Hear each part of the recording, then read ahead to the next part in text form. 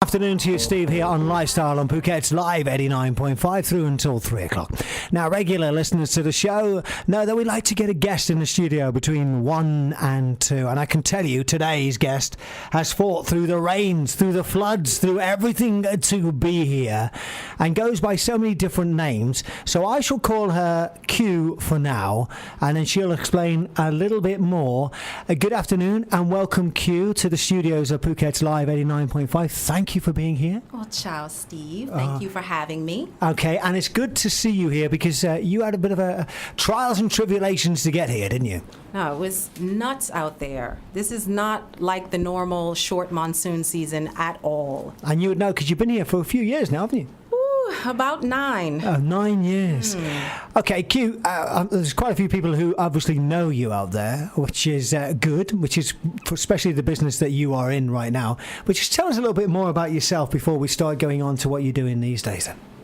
Well, everyone knows me as Q. My full name is Quetta, but if you said that in Phuket, most people wouldn't know who you were talking about.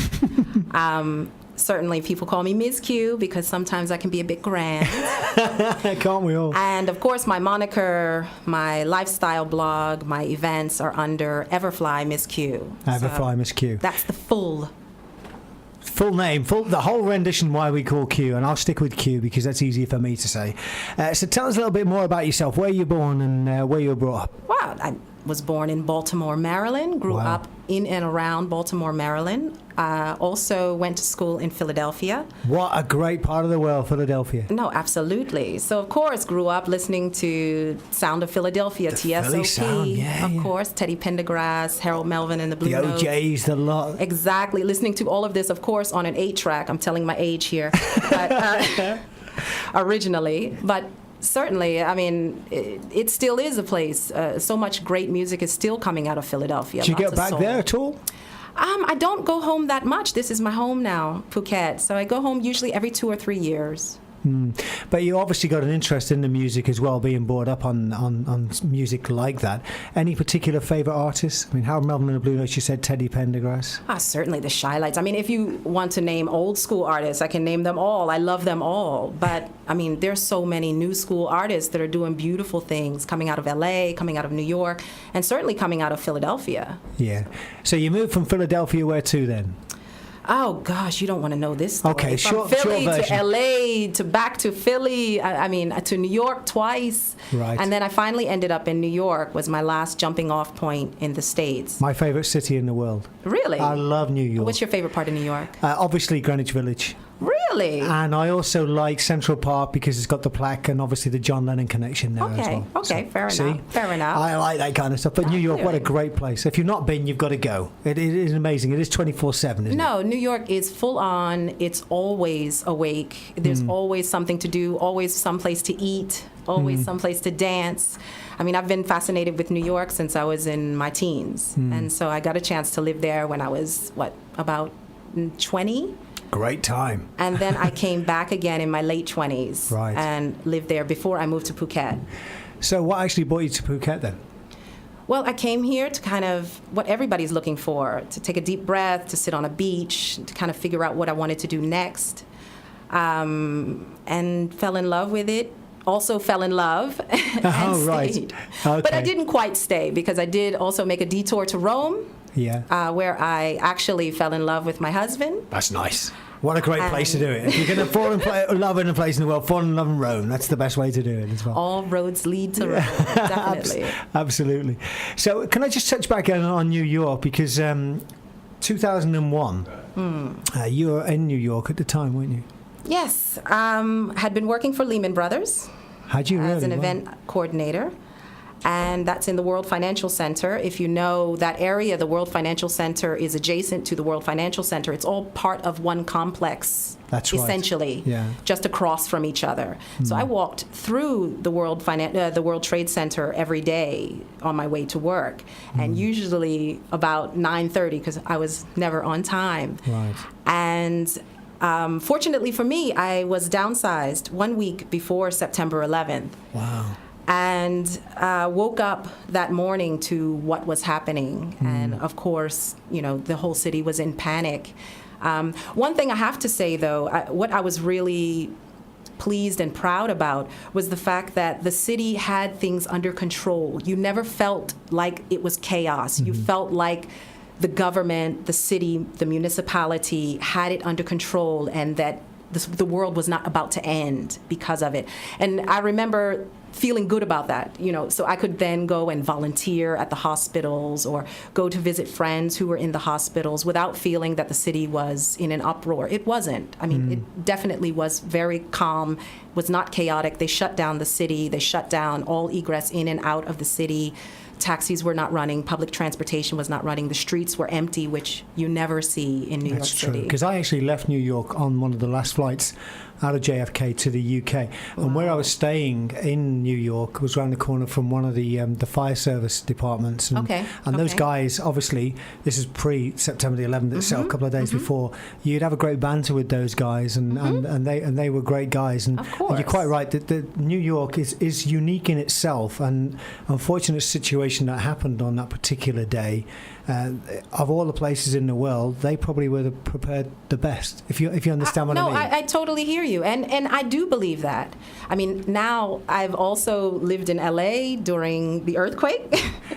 You better get a plane now, okay? Because it's been raining the last 2 days. I'm getting really worried now. I was in Phuket for the tsunami. Yes. I have been in a lot of places with a lot of disasters, and out of every place, I must say that New York, I felt it was the least chaotic, and that was such a horrific thing to happen. And the fact that they were on top of it so quickly, and nobody could have ever foreseen that happening. I've met a few people and spoken to a few people afterwards in 2001 and what happened then on September the 11th. And it's affected them, obviously, and they'll never go away, like the tsunami in this part of the world. So was that one of the reasons why you decided, right, I'm going to change my life? This might have been like a crossroads? Well, it definitely brought me to an epiphany. And I realized that I didn't want to live the life I was living, that very, very go-go New York City lifestyle. And I decided I wanted to walk away from it. I didn't know what I was walking to. I didn't know where I wanted to be or what I wanted to be doing. But I knew I didn't want to live like that anymore, that there were more important things to life than only being super fabulous at all the most fabulous places. As you would do at that age, of course, as well. So then you moved out of New York, and then you sort of traveled the world and ended up in Thailand itself. Because is that one of the things you wanted to do? You sort of realised in your life, well, life's not all about working, because you do work very hard. Exactly. And you need some downtime, and then that's probably what brought you in this part of the world. Certainly, I was looking for a better balance in my life, certainly. But I have to say a lot of it is due to my very laid-back husband who, Rome is not the same as New York, but it's still another city. Beautiful place. And we definitely wanted to have a more laid-back, more natural life. So here in Phuket, we get the best of both worlds. We can go to the beach, we can go to have saunas, we can eat at little, local places where the food comes from just around the corner. It's just, we feel like we live in a more authentic way here. You can even kayak down the street at the moment if you want to. In fact. Q, it's great speaking to you. We're going to come back very, very shortly and talk a little bit more about what you're up to now and for the future, and how you found things in the last 9 years here in Phuket. We'll do that very shortly. And we got Q in the studio. Q, so many pseudonyms, so many different things, so many variations of her. But she's here talking about her past, her present, and her future. And it's great to have her here in the studio. Now, just before we go any further, we were just talking about changing of lifestyles, etc., and things that change your own life with own experiences. So you left New York, and you left the USA and headed towards Thailand eventually, and you actually got married in Thailand, is that right? I did. I am 100% local. My husband and I got married in Ampur, Laksi, just outside of Bangkok. Wow. So it was the easiest thing to do, being two different nationalities, living in a third country. It was certainly more expedient to do it that way. But it is just one more thing that connects me to Phuket. I'm 100% local. My Thai isn't great. It's better than mine. But I really do feel connected here. This is my home. So how long have you actually lived in Phuket then? So it will be 9 years in October. Well done to you. Yes. A lot of changes you've seen as well. Certainly. Some for the good and some for the bad as well. So you being here 9 years, you've had a variety amount of jobs, and obviously where you are now, what you're doing and how you're doing it. Certainly. Just run us through what you've done and your experiences. Well, I didn't work the first year I was here. I took Thai classes. I, tried to get to know my community a bit more and make some connections. After I'd been here a little over a year, I started working for HotelTravel.com, which is one of the large employers on the island. And that was a great experience. And that really was the first thing that really connected me to Phuket. I made a lot of great friends who I'm still very close to even today. Shout out to Miss Chutikan. and I really learned how to work here, so I took my, let's say, American work ethic and my experience that I had in larger markets and applied them here. And I mean, as long as you work with people respectfully, you can always find a meeting of the minds, if you will. So my experience working there was fantastic. And after I left there, I'm still quite connected to many people that work there or that have also left there. After that, I went on to work with two of my former colleagues from Hotel Travel, and we opened an IT and marketing agency here in Phuket with mostly clients abroad doing, large IT, web, software development type of projects. I was marketing director. So certainly in the last 7 years, most of my experience has been, with a focus on online marketing, social media marketing, and that's search engine in the last couple of years, isn't it? Social media. No, you can't ignore it. I mean, it certainly should be part of any marketing mix. So for all the people out there who say that I don't do Facebook, then that's where the conversation is happening. So that means you're not going to be part of the conversation. It's even quoted in Hollywood blockbusters these days. So, I mean, if it gets that kind of a reference, then obviously you need it. But it's sometimes a little bit difficult because I've been in environments before where people are used to situations, used to the way they're doing it. And obviously, and when you're coming to this beautiful part of the world, which is changing rather quickly, Absolutely. And they can't stand still from basically input from outside as well. I mean, I think the government here are actually putting more into developing the country itself. And for instance, like English being the industrial language, that's something that's changing as well. But from your point of view, from a business point of view, have you seen any big changes in the last couple of years here? In a business point of view, I would say that, it continues to grow, the number of great staffing or great potential employees that are coming from other parts of Thailand. I have seen that grow. When we started the agency, we recruited in Hat Yai, in Bangkok, in Nakhon Si Thammarat, in Trang. I mean, we had to bring, the talent in from outside because it's still slowly growing here. But I think now more and more you have people that, are the creme de la creme in Bangkok that are also choosing Phuket as a possible place to pursue their career. Potential, can't they? Yeah. Exactly. So, I mean, we had actually a lot of staff that were here from Bangkok, which is, that's good for Phuket. It's brilliant. Okay, well, we're talking a little bit more about what you're doing now and future developments, because I know you're a very busy lady. And we're talking off mic because we're talking about what's happening now and for the future with Ms. Q, as it says officially here a little bit more. Tell us a little bit more about Everfly Ms. Q. And I'm going to refer to you as Q because I think that's... fair enough. It's nothing to do with James Bond, is it? Not a James Bond? Definitely doesn't have anything to do with James Bond. Because there is a Q in James Bond, don't you? Yes, I do. And it was certainly before my time. But... All right, then. So tell us a little bit about Everfly because... It's basically it's you, isn't it? It's yes. what you do. It's exactly what it says. Everfly, Ms. Q. Fly. If you are American, you are well aware of the slang term fly. It's just a way to describe something as cool, as attractive, as fashionable, as stylish, as hot. It's been around a million years. And so to say ever fly, it's, always fly, always cool. It's always going to be something interesting that I'm going to bring you. And so that's where the name came from. And essentially, I started it in 2010 kind of as a lifestyle blog. And I saw myself as a curator of all things fly. So, of course, within the parameters of the things I'm interested in. Yes, So of that's course. cuisine, dining out, restaurants worldwide, because I travel and I don't really review or critique restaurants. I just tell you what I like. So if I don't like something, you just won't hear about it. Okay. And besides that, I also love cocktails, I love wine, I love music, and I just try to share that with people.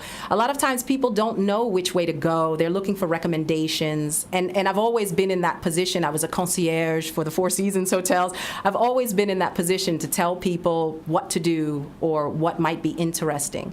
So I thought, here's a way that I could express this, these things that I'm passionate about. So do you think you've got to this stage in your life with your experiences and confidence has brought you to be able to do this itself? Well, certainly confidence is part of it. I mean, when I started, to think that, you're going to put yourself out there for people to judge or critique. But I got over that because I feel like if I'm sincere, if I'm humble, if I'm sincere, if I'm respectful and authentic, then I can't go wrong. You can say what you want about Everfly Miss Q, but she believes in what she's doing. And do people say it to you? I mean, do you get... What I'm trying to say is, I mean, we live in a world where people can have their own statements and their own comment, whatever it might be, and they're never going to agree 100% with what you say. I know that from a fact, because I've been in many newspapers and letters pages. So, I mean, from your point of view, how do you deal with that as well? Well, to be honest, and nobody says it to my face, but... Honey, nobody's saying it to my face. Well, no, to be honest, I mean, if you can support your position, we can talk. We can always discuss things. I mean, I have spirited discussions about my ideas about cuisine with chefs. I mean, I'm not a chef, but I'm happy to support my position and discuss it. So what projects are you involved with now then? Well, right now we've been quite busy. In the last 6 months, in January, I launched a new culinary event in collaboration with Le Winch Restaurant, which is located in Boat Lagoon. The chef there, Chef Vincent Mobley, is incredible. And I have always enjoyed his menus, his cuisine, his passion about food and wine is just incredible. And I proposed it to him. He was interested, and we got started in, January, doing the first Libertine. So basically, I take a concept, which could be anything from an area in France, Le Marais in Paris, or Côte d'Azur in the south of France, or Harlem Renaissance from New York, or Warhol's factory. I mean, we've done a little bit of everything, and every time we do a different approach. In the recent event we did was Le Souk. We did a 5-course menu based on Moroccan cuisine, and it was delicious. My gosh, it was so good. He was incredible. But we did it family style. We didn't do it in courses. We always switch it up every time. And Chef Vincent has been fantastic because he really has supported even my craziest flights of fancy. When I told him we're going to do a Warhol's factory event and we're going to base the menu on his most iconic images, he just kind of looked at me like, what? Well, there's one crawl underneath from, So, I mean, obviously this is groundbreaking as well, and it's an educational process, which is what you're trying to do. And you actually put it all in print as well. You write it all down on your blogs as well. And you've got something else going on, which is TGIF. Tell us a little bit more about that. Yes, of course. For Americans, you know what that means, TGIF. That's what we look forward to all week, beginning with Mondays. Thank goodness it's Friday. And, I mean, here you don't really have those kind of happy hour, not every day, but that Friday work week is finished. Let's, let our hair down a bit, have a chat with friends, and let's do it over a really nice cocktail in a really nice, upscale location. And so that's what I wanted to bring to Rawai, because in the south of the island, as I like to call it, the Southland, this is my new term, I'm bringing that in. In the south of the island, we don't have so much of that. We might have upscale venues, but they're not done with the same passion that people are looking for, that people, would connect to. And get used to, quickly, which is what will happen here if you establish this kind of environment here. Wow, so you are very, very busy. This is great stuff. So, I don't want to go on a little bit more about what you're doing now, but you obviously got plans for the future and you're not going to let them out of the bag now. But how do we get in contact with you? We find out a little bit more. You've got your own website as well, haven't you? Have my own website. It's everflymizq.com. And that's Everfly with MSQ, MizQ.com as well. It's been great speaking to you today. Thank you very much indeed. Thank you so much for having me, Steve. This has been so much fun. All right, well, we'll get some more Philadelphia on the radio as well.